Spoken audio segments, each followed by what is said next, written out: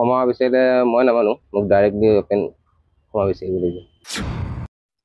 নমস্কাৰ, যোনটো ভিডিঅ' চালো আমি তাতে বাছ ড্ৰাইভাৰ যোন আছে সি কোৱা মতে সিমান এটা দোষ নাই, কিন্তু এটা কথা কি জানে, বৰ্তমান ৰাস্তাত যিমান গাড়ী চলাচল কৰে সকলোৰে ভিতৰত বাছ ড্ৰাইভাৰ যোনবিলাক আছে তাৰ মানে বাছ গাড়ীৰ উৎপাতটো অলপ বেছি হৈ আছে বুজিছে।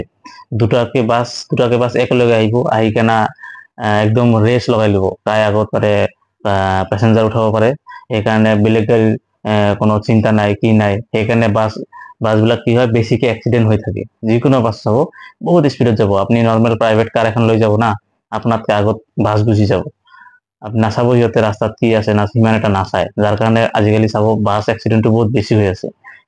সিদিনা যোনটো ঘটনা হৈছে তাতে ছোৱালীটো তাৰ বুকুত কলাৰ ধৰিছিল, ধৰি কিনা ভুল কৰিছে।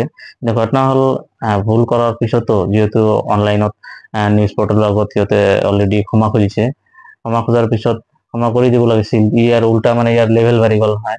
এনেকুৱা নহয় না, তুমি সিমান এটা ভাল কাম কৰা নাই, তাৰ গাড়ীখন বেয়া কৰি দিছা, তাৰ খঙত পৰি অভিয়াছলি খঙত পৰি না, আৰু সকলো মানুহ একে নহয় না, তাৰ মেণ্টেলিটি যে তেতিয়া যি কাম কৰিছে সেইখিনিয়ে সি কৰিছে।